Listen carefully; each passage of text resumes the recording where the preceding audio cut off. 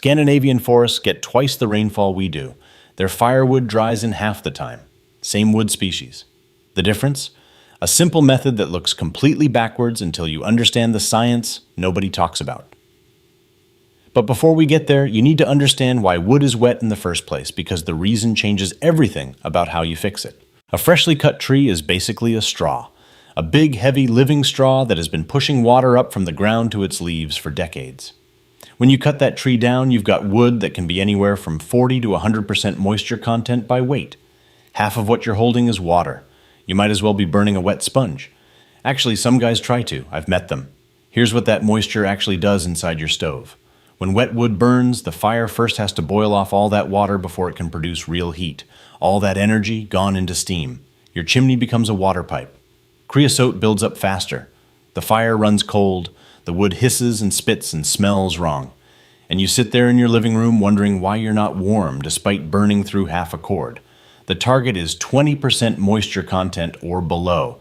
That's the point where wood actually burns the way fire is supposed to behave. Below 20%, you get a clean, hot, efficient fire. Above 25%, you're basically fighting the wood the whole time. Now here's what most people do not know. Moisture in wood lives in two places. There's free water, which is the water floating around in the cells. And there's bound water, which is locked inside the cell walls themselves. Free water leaves fast. Bound water is stubborn. The free water can evaporate in weeks under the right conditions. The bound water is what takes months, sometimes years, if you're doing it wrong. The goal of seasoning isn't just to dry the outside of the log. It's to let that bound water escape from deep inside the wood. And most stacking methods actually slow that process down without anyone realizing it. Which brings us to the part most guides completely skip over. Real quick before we get into it. If you're the kind of person who actually wants to know how wood works, not just the surface level stuff, hit subscribe. That's exactly what this channel is about. Practical wood knowledge that most people never bother to find out. Right, back to the wood. Splitting is not just about making wood fit in your stove.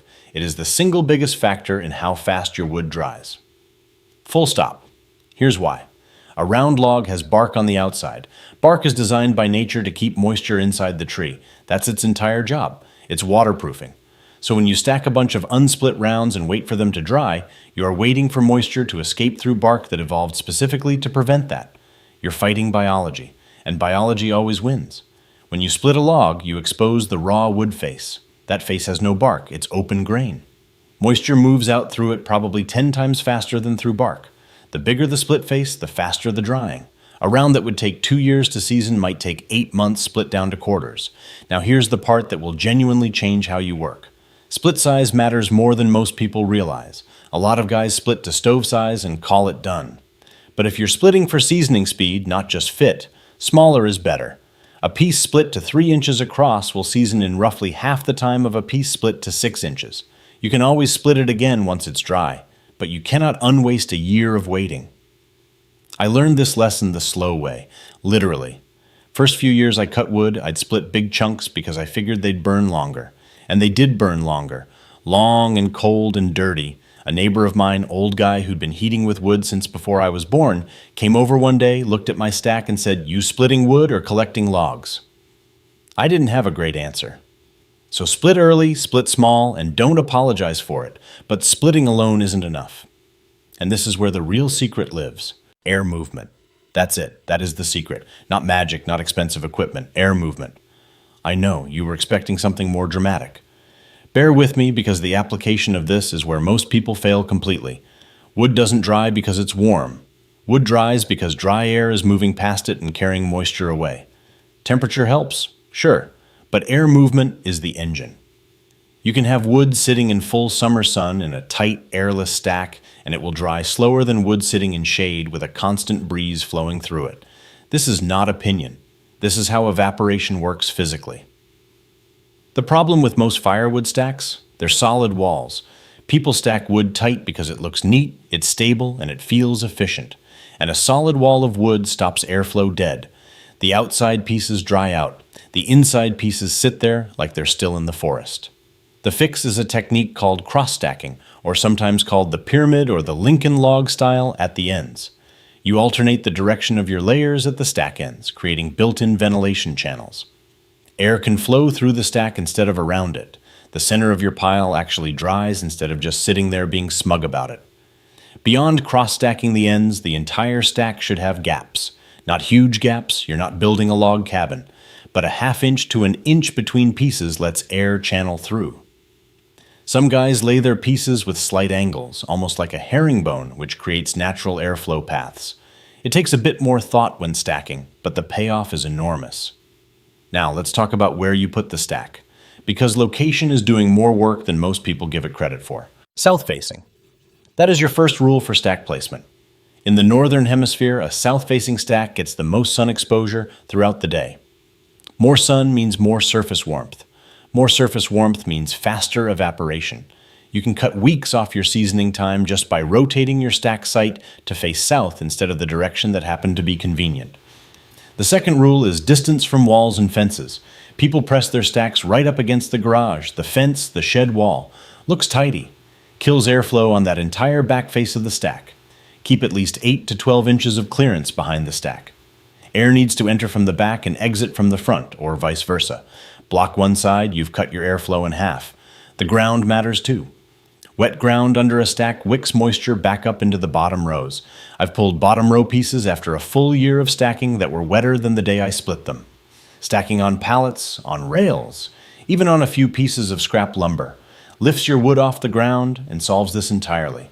It takes about 5 minutes to set up and saves the bottom third of your stack. Now, the cover situation is one of the most argued topics in the firewood world, and most of the arguing is unnecessary. Cover the top, leave the sides open. That is the answer. A cover on top keeps rain off. Wrapping the sides in tarps traps moisture inside the stack, which is exactly the problem you're trying to solve. The wood needs to breathe. Wrapping it in plastic is like putting a raincoat on your wood to keep it dry. You're defeating the whole purpose. I once saw a guy's firewood stack wrapped completely in a giant blue tarp tied down at the corners, sealed around the bottom. He was very proud of it. That wood was still not ready after 18 months. He blamed the species. It wasn't the species. There's one more factor that most guides treat as an afterthought, but it might be the most controllable one of all. When you cut wood matters enormously. Most people cut when they have time or when they suddenly realize winter is coming. Both of those approaches guarantee wet wood.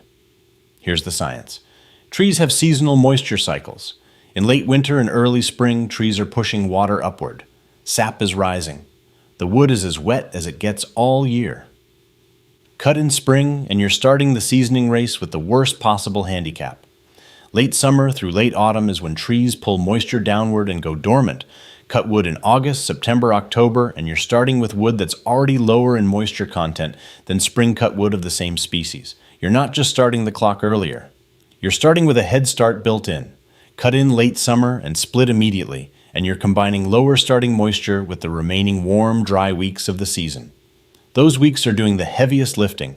By the time cold, damp autumn air arrives, your wood has already lost a significant chunk of its moisture. It goes into winter storage already ahead of schedule. Cut in March, stack it, and you're waiting out the cold, wet spring and summer before real drying even starts. Same species, same location, different outcome. The late summer cut wood can be ready in 8 months. The spring cut might take 18. And here's something nobody in the casual firewood world talks about. Ring count. Species with tighter grain, more rings per inch, tend to season faster because the cell structure is denser and the moisture pathways are shorter. Open grain species like elm and ash have wider cell channels that initially let moisture out quickly, but they also reabsorb moisture more readily if you're not careful about storage. Tight grain wood like hornbeam, once dry, stays dry more reliably. Worth knowing when you're choosing your source trees. We're almost at the part where I give you the full system. But there's one thing you need to know about wood species that changes the whole timeline first. Oak gets a bad reputation as a slow seasoner, and most people accept that without understanding why. Yes, oak is dense. Yes, it takes longer than softwoods, but most people are making oak's job 10 times harder by treating it the same as lighter species. Oak takes longer to season, not because it's difficult, but because it has a lot more wood mass per piece. More mass means more moisture to remove. Simple as that. But oak split down aggressively, stacked with serious airflow, cut in late summer, and given 12 to 14 months burns like a furnace. It is worth the extra time. It burns long and hot and steady. There is no better feeling on a cold night than a stove loaded with properly seasoned oak. I'm not even being dramatic, that's just a fact. Birch is the speed champion. Split birch in good conditions can be ready in 6 to 8 months. The bark is naturally thin and peels, which means airflow gets to the wood face much faster. Birch also tends to be straighter grained, making it easier to split efficiently in the first place. If you want fast results without the whole system, birch is your wood. Softwoods like pine and spruce season even faster, sometimes 4 to 6 months, but they're lower in BTUs per cord, so you burn more of it. They also have more resin content, which builds creosote faster if burned at low temperatures. Burn them hot and they're fine. Use them as your morning starter wood and let the hardwoods do the overnight work. That's the combination that makes sense. Elm is the problem child. Stringy grain that splits poorly, tends to twist, and holds moisture stubbornly. If you're cutting a lot of elm, split it smaller than you think necessary and give it extra time. And accept that it will never be your favorite wood. It's like that one family member at every holiday dinner. Present, not ideal. You work around it. Now let me give you the actual system, start to finish, in plain terms. Cut in late summer or early autumn whenever possible. If you're cutting in spring, accept the longer timeline and adjust. Split immediately after cutting. Don't let rounds sit. Every week a round sits unsplit is a week of wasted drying time. The split face is where drying happens. Open that face as soon as possible. Split smaller than you think you need to. You can always resplit dry wood in 30 seconds. You cannot get a year back. Stack with airflow as the priority, not aesthetics. Gaps between pieces. Cross-stack the ends. Keep the stack off the ground. Face it south. Leave clearance behind it. Cover only the top. Use a metal roof, a piece of tin, an angled board, or a tarp held a few inches above the top row so air can still move. Never wrap the sides. Check moisture with a meter. They cost $15 to $20. There is no reason not to own one. Check pieces from the center of the stack, not the edges. The edges always lie to you. The center tells the truth. If you're in a hurry and you have a shed or garage with even minimal airflow, move wood inside for the final 2 to 3 months. Interior air is drier than outside air almost year-round. This alone can shave a month or 2 off your total time. Not cheating, just physics. The whole system together, late cut, aggressive split, smart stack, good airflow, covered top, can realistically get hardwood from tree to ready in 8 to 10 months. Without it, you're rolling the dice every season and wondering why your wood is smoking up the house. A moisture meter is the most underused tool in firewood. Most people who own one use it wrong, so let me fix that quickly. You need to read the actual interior of the wood, not the surface. Surface moisture evaporates in days. A piece can feel bone dry on the outside and still be 28% inside. That piece will burn poorly and you'll blame the species or the stove when the problem is in your hand. To get an accurate reading, split a piece fresh and read the exposed face within a few seconds before surface moisture escapes. That's your real number. Anything below 20%, you're ready. Between 20 and 25%, give it another month and check again. Above 25%, it's not ready, and burning it is just punishing yourself and your chimney. Different species have slightly different ideal seasoning targets. Denser species like oak and hickory burn well right at 20%. Lighter species like birch and poplar actually benefit from getting down to 15 to 17%. They're not as forgiving at higher moisture levels when it comes to clean combustion. One more thing. Wood that's been stored inside for a season will often read lower than wood stored outside, even if the outside wood was seasoned longer. Indoor storage in a heated space can pull wood down to 12 or 13%. That wood burns like a dream. Every fire lights fast, burns clean, and throws serious heat.